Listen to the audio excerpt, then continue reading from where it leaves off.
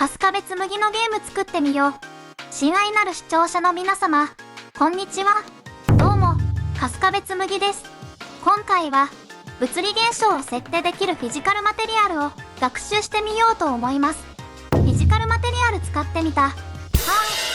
早速、やってみましょう。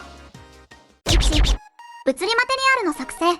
物理マテリアルは、何らかの物理的なアクションをゲーム内のオブジェクトに対して行った際に生じる、オブジェクトの物理現象を定義します。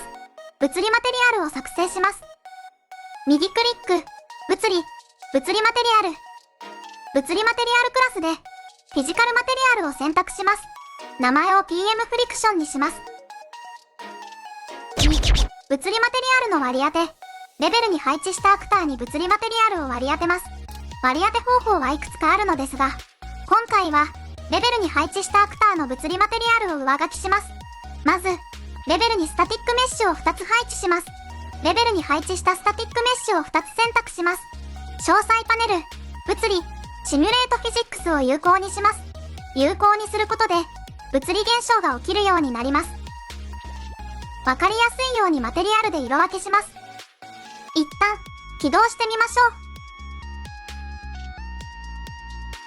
う。キャラクターが接触するとちゃんと物理現象が起きてますね。レベルに配置した右側のアクターを選択します。詳細パネル、コリジョン、フィジックスマテリアルオーバーライドに、物理マテリアル PM フリクションを割り当てます。3、フリクション、摩擦、物理マテリアルを開きます。フィジカルマテリアルカテゴリは、物理マテリアルの中心となるフリクション、摩擦、レスティチューション、反発、およびデンシティ、密度のプロパティがあります。フリクションは、サーフェスの摩擦値です。このサーフェスで物体がどれだけ容易にスライドできるかを制御します。0が摩擦なし、値が高くなるほど摩擦量が上昇します。デフォルト値は 0.7 です。サーフェスとは、3D モデルの表現方法の一つですね。サーフェスモデルは、線と線を結び、表面だけを表現する方法を指します。ここでは 3D モデルのことですね。フリクションを 0.0 にします。スタティックフリクションは、サーフェスの静止摩擦値です。このサーフェスで物体がどれだけ容易にスライドできるかを制御します。0が摩擦なし、値が高くなるほど摩擦が増加します。デフォルト値は 0.0 です。フリクションカムバインモードは、複数の物理マテリアルの摩擦計算方法を調整します。デフォルトは、アベリッジです。オーバーライドフリクションカムバインモードを有効にすると、モードを変更することができるようになります。オーバーライドフリクションカムバインモードは、有効の場合、プロジェクト設定のフリクションカムバインモードを使用する代わりに、この物理マテリアルのフリクションカムバインモードを使用します。有効にします。アベリッジは、接触しているマテリアルの平均値を使用します。青色のアクターで言うと、この青色のアクターと床の摩擦値の平均値ってことですね。ミニマムは、接触しているマテリアルのうち、小さい方の値を使用します。マルチプライは、接触しているマテリアルの値を乗算します。マックスは、接触しているマテリアルのうち、大きい方の値を使用します。よく滑るようにミニマムにします。保存して閉じます。起動してみましょう。右側のアクターと接触すると、どこまでも滑っていきますね。4、レスティチューション、反発、PM フリクションを複製します。名前を PM レスティチューションにします。ファイルを開きます。デフォルト値に戻します。レスティチューションは、サーフェスがどの程度弾むかを表します。別のサーフェスと衝突した時にどの程度のエネルギーを保持するかですね。0が反発なし、1がアウトの速度とインの速度が同じになります。デフォルト値は 0.3 です。弾むように 1.0 にします。レスティチューションカムバインモードは、複数の物理マテリアルの反発計算方法を調整します。デフォルトは、アベリッジです。オーバーライドレスティチューションカムバインモードを有効にすると、モードを変更することができるようになります。オーバーライドレスティチューションカムバインモードは、有効の場合、プロジェクト設定のレスティチューションカムバインモードを使用する代わりに、この物理マテリアルのレスティチューションカムバインモードを使用します。有効にします。フリクションと同じくアベリッジ、ミニマム、マルチプライ、マックスがあります。よく弾むようにマックスにします。保存して閉じます。右側のアクターを選択します。詳細パネル、コリジョン、フィジックスマテリアルオーバーライドで TM レスティチューションに変更します。アクターを選択して少し上に配置します。起動してみましょう。右側がよく弾みますね。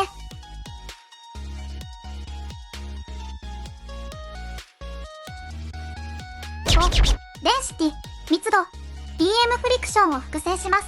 名前を PM デンシティにします。ファイルを開きます。デフォルト値に戻します。デンシティは1立方センチメートルあたりの質量です。値が大きいほど、オブジェクトの質量は重くなります。10倍の 10.0g にします。保存して閉じます。右側のアクターを選択します。詳細パネル、コリジョン、フィジックスマテリアルオーバーライドで TM デンシティに変更します。起動してみましょう。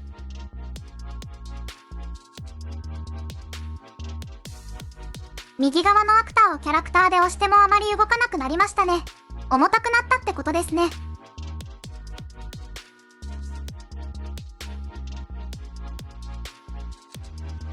6、その他のフィジカルマテリアル。その他にもフィジカルマテリアルカテゴリーには、指定した選定速度を下回ると、一時停止するスリープライナーベロシティスレッシュホールド。指定した角速度を下回ると、一時停止するスリープアンギュラーベロシティスレッシュホールド。指定したティック数を下回ると、一時停止するスリープカウンタースレッシュホールドがあります。7、レイズマス2パワー。PM フリクションを複製します。名前を PM レイズマス2パワーにします。ファイルを開きます。デフォルト値に戻します。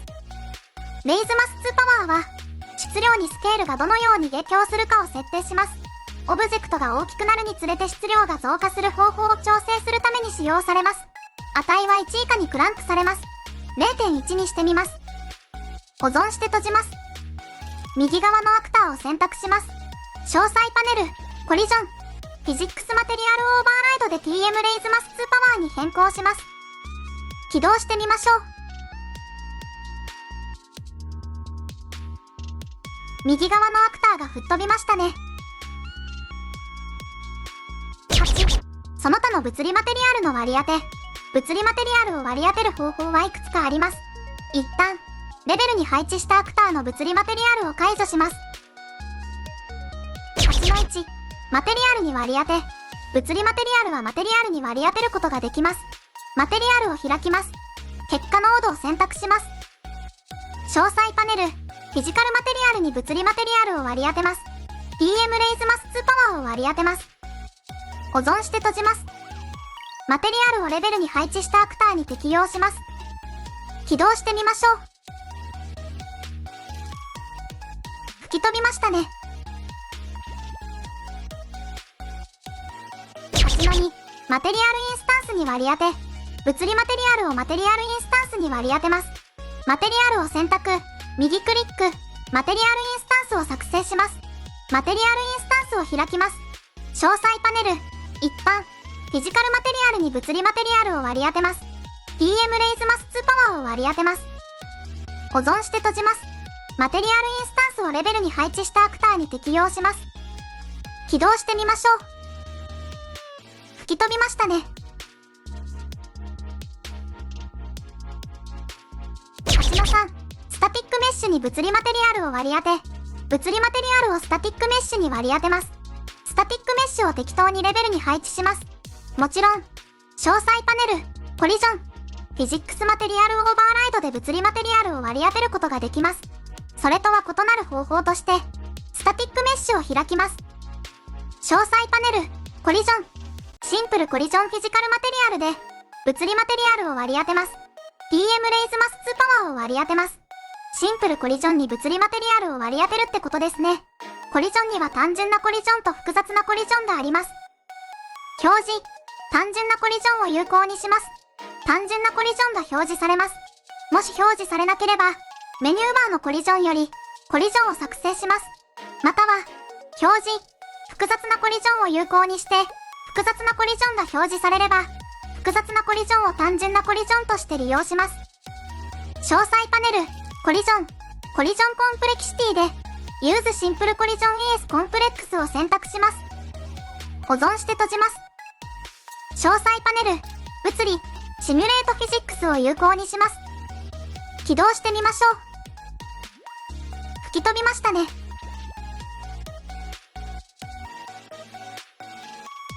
8の4。物理アセットに割り当て。物理マテリアルを物理アセットに割り当てることもできます。DT サードパーソンキャラクターの物理アセットを開きます。すべての物理ボディに物理マテリアルを一度に設定するには、メニューバー、物理マテリアルを展開します。ここで物理マテリアルを割り当てます。特定の物理ボディに割り当てるには、物理ボディを選択します。詳細パネル、物理、シンプルコリジョンフィジカルマテリアルで適用します。9、サーフェスタイプ、TM フリクションを複製します。名前を TM メタルにします。ファイルを開きます。デフォルト値に戻します。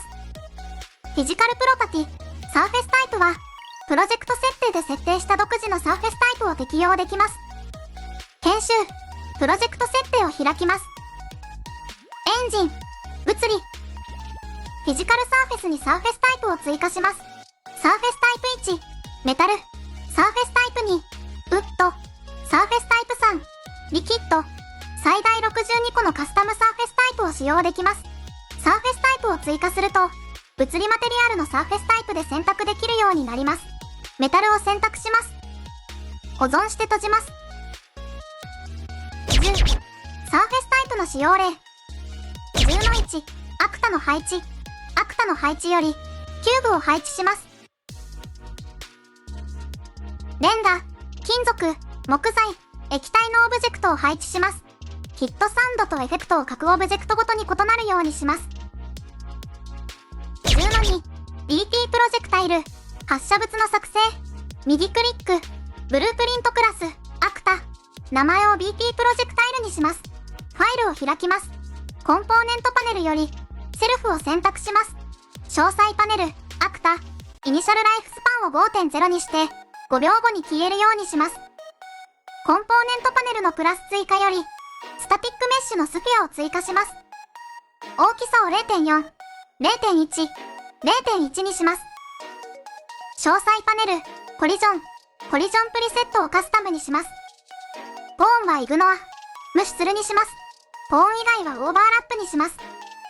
コンポーネントパネルのプラス追加より、プロジェクタイルムーブメントを追加します。詳細パネル、プロジェクタイル、イニシャルスピードを 2000.0 にします。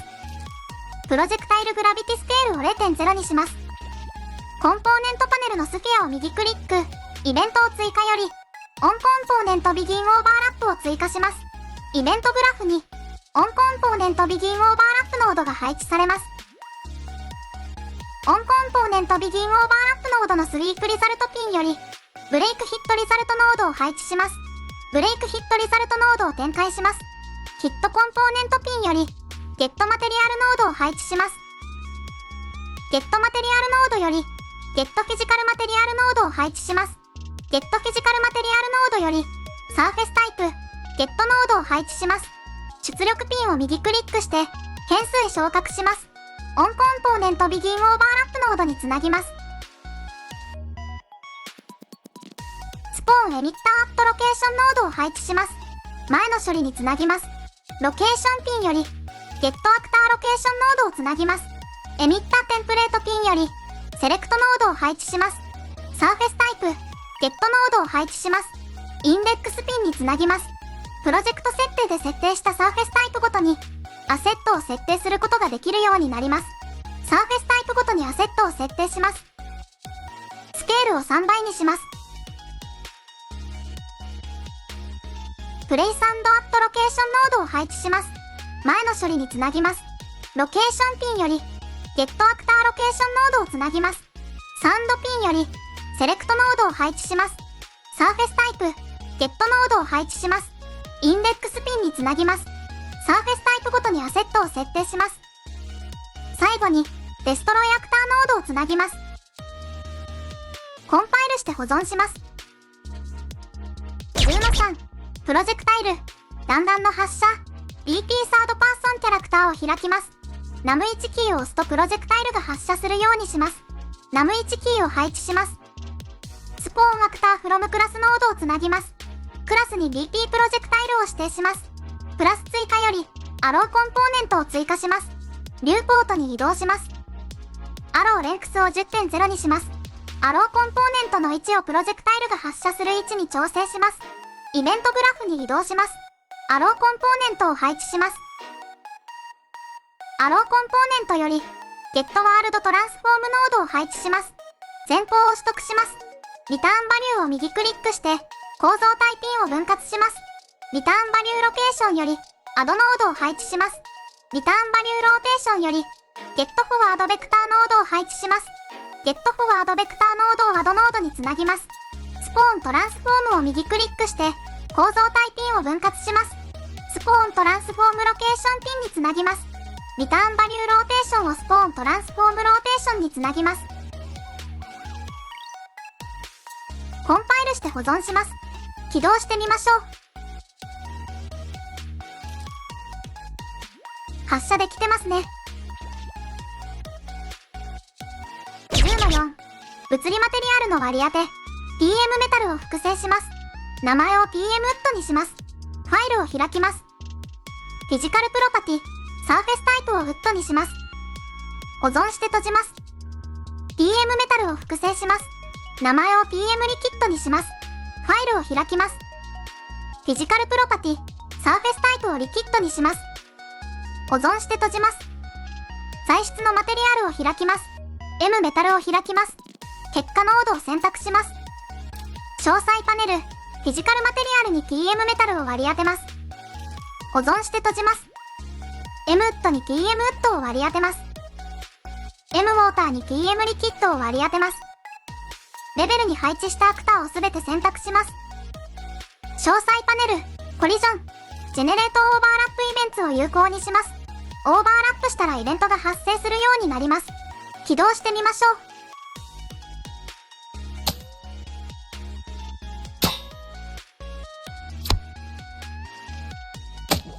ヒットサウンドとエフェクトが各オブジェクトごとに異なりますね。11その他のフィジカルプロパティ 11-1 ストレングス強度テンサイルストレングステンサイルストレングスはマテリアルの引っ張り強度です。外側に向かって引っ張られる力のことですね。面積あたりの引っ張り力がこの量を超えるとマテリアルは持ちこたえきれずに破砕します。デフォルト値は 2.0 メガパスカル。コンプレッションストレングスコンプレッションストレングスはマテリアルの圧縮強度です。面積あたりの圧縮力がこの量を超えるとマテリアルは持ちこたえきれずに破砕します。デフォルト値は 20.0 メガパスカル。シアーストレングスシアーストレングスはマテリアルの先端強度です。外部からの横方向の力に対して抵抗する能力を示す指標です。面積あたりの先端力がこの量を超えるとマテリアルは持ちこたえきれずに破壊します。デフォルト値は 6.0 メガパスカル。11-2 ダメージ補正ダメージ補正のダメージ式1倍率はジオメトリコレクションのダメージスレッシュホールドの乗数です。設定ファイルフ